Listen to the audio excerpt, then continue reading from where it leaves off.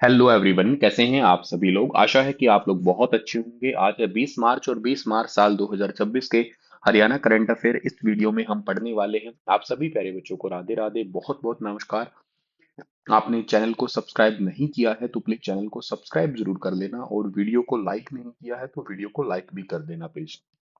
Dronacharya batch में आप admission ले सकते हो अगर आप सीईटी मेंस के एस्पिरेंट हो तो। अगर आप एचपीएससी एससीएस की तैयारी करना चाहते हैं तो आप लोग आधारशिला बैच ले सकते हैं। जीके जीएस के लिए भी आप इस बैच को कंसिडर कर सकते हैं पर्टिकुलर। अस्थल बोहर पेंटिंग जो है ना, वो कौन सी शैली की है, ये सवाल मैंने आप लोगों से पिछले सेशन में पूछा था। इसका ठीक आंसर राजपूत शैली की है, और ये आपको पर्टिकुलर आपको ये शैली देखने को मिलेगी पंचकुला पिंजौर के अंदर जो है। आपको रंग महल वगैरह में दीवारों पे पेंटिंग जरूर देखने को मिलेगी, और इसके अंदर आमतौर पे रामायण महाभारत सामाजिक जीवन इन सभी के संबंधित आपको पेंटिंग ज्यादातर देखने को मिलेगी। अप्रैल 2025 से फरवरी 2026 के बीच में हरियाणा मेट्रो उपयोग में कितने परसेंटेज की वृद्धि हुई है। तो अप्रैल 2025 से फरवरी 2026 के बीच में हरियाणा के अंदर मेट्रो के यूज में लगभग 13.55% की वृद्धि हुई है। गुरुग्राम मेट्रो का विस्तार, गुरुग्राम के सेक्टर 56 से लेके पंचगांव तक नए मेट्रो कनेक्टिविटी पर काम चल रहा है। इसके लिए ही सिही गांव सेक्टर 36A में जगह के लिए अंतिम रूप भी दिया गया है, मेट्रो डिपो बनेगा। बल्लभगढ़ पलवल विस्तार के लिए जो है ना, स्पेशली आरआईटीएस जो राइट्स कंपनी है, इसके तकनीकी जो टेक्निकल असेसमेंट है उसका काम चल रहा है। बहादुरगढ़ आसोदा रूट है, यहाँ पे इंटरचेंज स्टेशन विकसित करने की योजना है ताकि यात्रियों की संख्या बढ़ाई जा सके। भोंडसी, जिसको भुवनेश्वरी नगर भी कहते हैं, रेलवे स्टेशन कॉरिडोर है। इसमें गुरुग्राम के भीतर भोंडसी से रेलवे स्टेशन तक 17 किलोमीटर लंबे नए कॉरिडोर को मंजूरी दी गई है। गुरुग्राम फरीदाबाद नमो भारत कॉरिडोर है, इसकी अलाइनमेंट को भी मंजूरी मिली है। अब डिटेल्ड प्रोजेक्ट रिपोर्ट इसके तैयार की जा रही है, जिसको डीपीआर कहते हैं। के साथ साथ दिल्ली पानीपत करनाल कॉरिडोर है। इस पे भी आरआरटीएस कॉरिडोर को संशोधित रिपोर्ट रिवाइज रिपोर्ट के लिए स्वीकृति मिल चुकी है। कुंडली दिल्ली विस्तार है, इसे भी कैबिनेट के अंदर जल्द ही पेश किया जाएगा। तो हरियाणा के अंदर Haryana mass rapid transit corporation है, के साथ साथ हरियाणा में वर्तमान मुख्य सचिव अनुराग रस्तोगी है, इन्होंने इस बैठक की अभी हाल ही में अध्यक्षता की है। और इसके साथ साथ Haryana state industrial and infrastructure development corporation जो मेट्रो लेआउट और प्रोजेक्ट रिपोर्ट पे काम कर रहा है। इसका फुल फॉर्म कई बार पूछा जाता है, या इंडस्ट्रियल डेवलपमेंट के लिए जो जमीन वगैरह है, इसके लिए एचटेट में क्वेश्चन भी आया था। वो सब कुछ HSIIDC के अंडर ही होता है। यात्रियों की संख्या की बात करता हूं तो अप्रैल 2025 से फरवरी 2026 के बीच में 1.74 करोड़ से ज्यादा यात्रियों ने मेट्रो का यूज किया है। लगभग 13.55% की वृद्धि हुई है। और किराए में जो आय है 12.64%, और गैर किराया मतलब नॉन फेयर रेवेन्यू से 108% की बढ़ोतरी हुई है। तो आपसे छोटे छोटे सवाल ये बन सकते हैं, ध्यान रखना है आप लोगों को, ठीक है। हरियाणा पुलिस अकादमी HPA मधुबन की डायरेक्टर के रूप में अभी किस आईपीएस अधिकारी को नियुक्त किया गया है। तो मधुबन की डायरेक्टर बनी है हाल ही में कला रामचंद्रन। कला रामचंद्रन का एक बार क्वेश्चन आया था HSSC में, गुरुग्राम की पहली महिला आयुक्त जो है ना कौन है, तो उसका आंसर था कला रामचंद्रन। और अभी जो मधुबन अकादमी है, बड़ी इंपॉर्टेंट अकादमी है, हरियाणा की पुलिस ट्रेनिंग अकेडमी, और उसकी नई डायरेक्टर बनी है कला रामचंद्रन। एक्चुअली अभी रिसेंटली जो कुछ अब फेरबदल हुए हैं, तो एग्जाम में इनके नियुक्तियों के अधिकारी या विभाग के सचिव है वो पूछे जाते हैं, जैसे कि डॉक्टर राजा शेखर वंद्रू है। अब इनको जो है ना हरियाणा के अंदर मुद्रण और लेखन सामग्री विभाग के ACS यानी कि अतिरिक्त मुख्य सचिव होंगे ये। इनके पास में परिवहन विभाग का प्रभार भी बना रहेगा। अनुराग अग्रवाल है, ये नगर एवं देसी नियोजन यानी कि टाउन एंड कंट्री प्लानिंग तथा शहरी संपदा विभाग का ACS बनाया है इनको। विजेंद्र कुमार है, कृषि एवं किसान कल्याण विभाग के नए ACS बने हैं। साकेत कुमार है, मुख्यमंत्री के अतिरिक्त प्रधान सचिव पद पर बरकरार रहते हुए अब सहकारिता विभाग के आयुक्त भी होंगे। आशिमा बराड़ है, इनको एनर्जी डिपार्टमेंट की नई आयुक्त और सचिव बनाया है। पंकज अग्रवाल को सिंचाई एवं जल संसाधन विभाग के प्रधान सचिव। सुशील सारवान है, ये सोनीपत के DC पद से हटा के अब इनको HSIIDC हरियाणा राज्य औद्योगिक एवं आधारभूत संरचना विकास निगम के MD यानी कि मैनेजिंग डायरेक्टर बनाया है। इसके अलावा कला रामचंद्रन जो हरियाणा पुलिस अकादमी एचपीए है, इसकी मधुबन की डायरेक्टर बनाया गया है। साथ ही एफएसएल मधुबन का अतिरिक्त प्रभार भी इनको मिला है। संजय कुमार को ADGP law and order, additional director general of police law and order and Haryana state narcotics control bureau के भी प्रमुख होंगे, ये इंपॉर्टेंट है। सिबाज कविराज है कमिश्नर ऑफ पुलिस पंचकुला के नियुक्त किए गए हैं। साथ ही एडीजीपी है, साइबर एंड डायरेक्टर डायरेक्टर है, एससीआरबी का कार्यभार भी मिला इनको। अभिषेक जोरवेल है, ये डीआईजी बने हैं law and order police Panchkula department के पुलिस मुख्यालय के। नेहा सिंह को सोनीपत की नई डीसी बनाया गया है। हैफेड के नए एमडी बने हैं विजय कुमार सिद्धप्पा। ठीक है।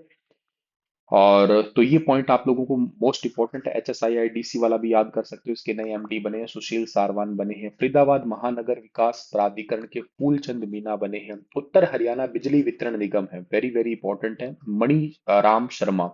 और हरियाणा विद्युत प्रसारण निगम में डॉक्टर आदित्य दहिया, ये दोनों ही मोस्ट इंपॉर्टेंट है। आपके एग्जाम में क्वेश्चन पूछे जा सकते हैं दोनों ही।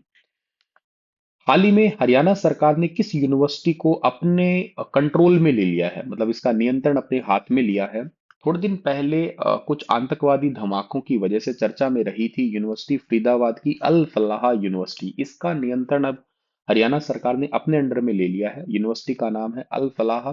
इसके नए एडमिनिस्ट्रेटर बनाए गए हैं अमित अग्रवाल, ये है अमित अग्रवाल। और के साथ साथ इसके जो कुप कुलपति है जो वो है डॉक्टर अजय रंगा है। इसके साथ साथ परीक्षा नियंत्रक है डॉक्टर राजीव कुमार है। मुख्य वित्त एवं लेखा अधिकारी रवि कुमार शर्मा, रजिस्ट्रार डॉक्टर मेहा शर्मा को बनाया गया है। ये एग्जाम के लिए बहुत इंपॉर्टेंट है। वैधानिक आधार याद रखना, लेजिस्लेटिव बैकग्राउंड, क्योंकि हरियाणा का निजी विद्यालय संशोधन विधेयक 2025 एक नया कानून है। और ये विधानसभा सेशन में इसी विधेयक को पास किया गया था। नया अधिनियम यह है कि संशोधन के तहत हरियाणा सरकार को यह अधिकार मिला है कि यदि किसी प्राइवेट यूनिवर्सिटी के प्रबंधन में ठीक ढंग से, मतलब प्रॉपर अनियमितता हो या इरेगुलरिटीज देखने को मिलती है, तो सरकार उसका जो एक्वाजिशन है वो पूरा कैंसिल करके अपने अंडर ले सकती है। यही है आपका विधेयक 2025 का। तो आतंकी नेटवर्क था। 10 नवंबर 2025 को दिल्ली के लाल किले में ब्लास्ट हुआ था। इस यूनिवर्सिटी के डॉक्टरों के का नाम सामने आया था। सुसाइड बॉम्बर जो है ना, डॉक्टर उमर नबी इस यूनिवर्सिटी से जुड़ा था। इसके साथ साथ बाकी डॉक्टर मुजम्मिल शकील थे, डॉक्टर शाहीन सैयद है, ये वर्तमान में एनआईए की हिरासत में भी है। आईएएस अधिकारी श्यामल मिश्रा की अध्यक्षता में एक जांच कमेटी बनाई थी और उसके रिपोर्ट के आधार पे ये फैसला लिया गया है। अभी इस यूनिवर्सिटी में लगभग 1700 के आसपास बच्चे पढ़ रहे हैं। इस यूनिवर्सिटी का केवल वित्तीय और प्रशासनिक मामला सरकार के पास नहीं आया है।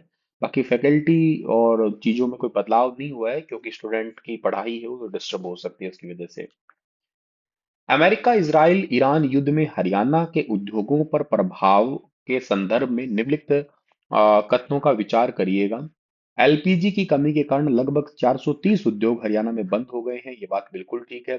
पीएनजी आधारित उद्योगों में गैस आपूर्ति लगभग 50% तक कम कर दी गई है। नहीं, ये तो ठीक नहीं है, क्योंकि ये 50% कम नहीं की गई है, लगभग 40% कम की गई है। तो ये स्टेटमेंट तो यहाँ पे जो है ना ठीक नहीं है। के साथ साथ पानीपत के अंदर जो है पानीपत का जो पानीपत में आप लोगों को अच्छे से पता है कि बहुत सारी इंडस्ट्रीज है। और इसके जो पेट्रो या टेक्सटाइल इंडस्ट्रीज है और उत्पादन और रोजगार देने का नकारात्मक प्रभाव पड़ा है, ये बात भी ठीक है। बिटुमिन तारकोल के दाम में वृद्धि के कारण सड़क निर्माण परियोजनाएं हैं वो भी प्रभावित हुई है। ये बाकी सारी ही बातें बिल्कुल ठीक रहेगी। तो इसका सही आंसर जो है वो रहेगा 1, 3 और 4। ठीक है।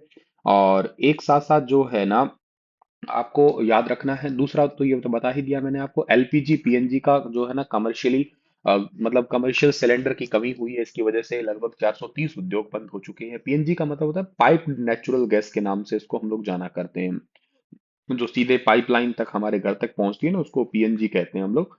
और खाना बनाने के लिए जो यूज होती है वो एलपीजी ही गैस होती है, पर पाइप के जरिए सिलेंडर की जरूरत नहीं होती है, उसको पीएनजी कहते हैं हम लोग। एलपीजी सिलेंडर में आती है, पीएनजी डायरेक्ट पाइपलाइन सप्लाई के थ्रू आती है आपके यहाँ पे। ठीक है ना, सिलेंडर वाली गैस ही है, बस पाइप के थ्रू आती है समझो। तो 24 घंटे तक चलने वाले उद्योग अब मात्र 8 घंटे ही चल पा रहे हैं। पानीपत, रोहतक, अंबाला, यमुनानगर, हिसार, करनाल, भिवानी, इन सब के इंडस्ट्रीज, पानीपत से टेक्सटाइल, कंबल, रंगाई, डाइंग वगैरह उद्योग है, 300 के आसपास उद्योग प्रभावित है। रोहतक का नट बोल्ट और स्टील फोर्जिंग इंस्टीट्यूट है, वो सारे प्रभावित हुए हैं। अंबाला में साइंस इंडस्ट्री, ब्लोर उद्योग, यमुनानगर का बर्तन है, तांबा, पीतल, एल्युमिनियम, प्लाईवुड के। हिसार में कच्चा माल 30% कम हो गया है। के साथ साथ एग्रीकल्चर जो इक्विपमेंट वगैरह बनते हैं करनाल में, भिवानी का प्लास्टिक उद्योग हुआ है, ये सारे प्रभावित हुए हैं इसकी वजह से। करनाल के कुल कृषि उपकरणों का 45% जो है ना, मतलब भारत के कुल कृषि उपकरणों का 45% अकेले करनाल में ही बनता है। और गैस सप्लाई रुकने की वजह से यहाँ पे लगभग ये हाफ हो गया है। इसके साथ साथ बिटुमिन तारकोल के दाम 45 से 50, मतलब 40 से 50 रुपए से बढ़ के 70 रुपए पर किलोग्राम हो गया। इससे हरियाणा में सड़क निर्माण कार्यों की लागत है वो भी बढ़ जाएगी। चावल और साइंस उपकरणों के निर्यात वो महंगा हो गया, क्योंकि युद्ध के कारण समुद्री और हवाई किराया है वो बढ़ गया है। कच्चा माल महंगा होने से उत्पादन प्रोडक्शन कॉस्ट है उसमें 5 से 20% तक वृद्धि हुई है। और पानीपत में अकेले 35,000 श्रमिक जो है ना बेरोजगार हुए हैं। बहादुरगढ़ में 30% श्रमिक पलायन कर चुके हैं। उद्योगों के बंद या शिफ्ट कम होने से लाखों श्रमिकों के रोजगार पे भी संकट है। हरियाणा में जन्म के समय लिंगानुपात sex ratio at the time of birth के सुधार में निम्नलिखित कथनों पर विचार करना है। पहला है कि 2025 में पंचकुला, फतेहाबाद और पानीपत 971, पंचकुला 961, फतेहाबाद और 951, पानीपत है उसमें सबसे आगे है, ये बात ठीक है। राज्य में जन्म के समय लिंगानुपात 2014 से 14 के 871 से बढ़ के 25 में 923 हो गया, ये बात भी ठीक है। लिंगानुपात सुधार के अंदर जो है ना पीसीपी पीएनडी अधिनियम का सख्त पालन और गर्भावस्था की रिवर्स ट्रैकिंग जैसी शर्तें शामिल नहीं है। ये शर्तें शामिल है, ये स्टेटमेंट गलत है। बेटी बचाओ बेटी पढ़ाओ का उद्देश्य केवल बालिकाओं को शिक्षा नहीं लिंगानुपात में सुधार करना है।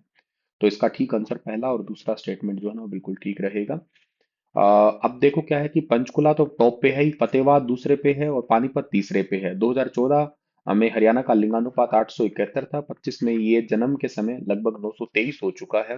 हरियाणा में महिला एवं बाल विकास मंत्री स्तुति चौधरी है, आयुक्त और सचिव है शेखर विद्यार्थी, निदेशक है डॉक्टर प्रियंका सोनी।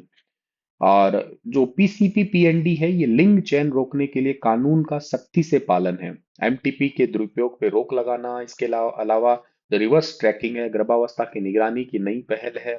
और के साथ साथ कुछ डिपार्टमेंट का मिलके आपस में काम करना, ये कुछ पॉलिसी है जो इनिशिएटिव स्टार्ट किए गए हैं। ये पीसीपी पीएनडी क्या होता है, ये basically prenatal diagnostic technique है जो एक्ट एक्चुअली 1994 का। गर्भधारण और प्रसव पूर्व निदान तकनीक अधिनियम है। इसमें क्या होता है सर, गर्भधारण से पहले या बाद में लिंग चयन जो है ना या सेक्स सिलेक्शन है उसको रोकना, भ्रूण हत्या की रोकथाम करना ताकि कन्या भ्रूण हत्या को रोकने के लिए काम आना। तकनीक का जो है ना अल्ट्रासाउंड और के साथ साथ जैसी कई सारी टेक्निक्स है जिसके अंदर आप लोग एमनियोस्टोसिस जैसी टेक्निक है, इसका दुरुपयोग से रोकना ताकि लोग पहले से ही गर्भ में पता लगा लेते हैं कि लड़का है कि लड़की है। और इसके लिए कई सारे प्रोविजंस है, जैसे रजिस्ट्रेशन जरूरी कर दिया है जहां पे भी अल्ट्रासाउंड होते हैं वहां पे। इसके साथ साथ जो है ना आपका कोई भी डॉक्टर है, लैब टेक्नीशियन है, किसी भी माध्यम से भ्रूण के लिंग की जानकारी नहीं दे सकता है। के साथ साथ लिंग निर्धारण से संबंधित किसी भी प्रकार का कोई भी विज्ञापन है ऑनलाइन ऑफलाइन, इस पे भी पाबंदी है। इसके साथ साथ हर एक अल्ट्रासाउंड के लिए फॉर्म एफ का भरना जरूरी है जिसमें गर्भवती महिला का पूरा विवरण होता है। अगर कोई उल्लंघन करता है तो पेनल्टी पहली बार में 3 साल तक की जेल और 50,000 रुपए तक का जुर्माना है। दूसरी बार पकड़ा जाता है तो 5 साल तक की जेल और 1 लाख रुपए जुर्माना है। डॉक्टरों के लिए जो है ना मेडिकल काउंसिल के द्वारा उनका लाइसेंस रद्द किया जा सकता है। आज का सेशन इतना ही है। आपके लिए सवाल है कि हरियाणा में अस्सीगढ़ का किला जो है वो कहाँ पे है और इसका निर्माण किसने करवाया था, बताना। इसके बारे में विस्तार से कल फिर मिलता हूँ लेटेस्ट अपडेट के साथ में। तब तक अपना ख्याल रखना, चैनल को सब्सक्राइब कर सकते हैं आप लोग और वीडियो को लाइक कर लेना।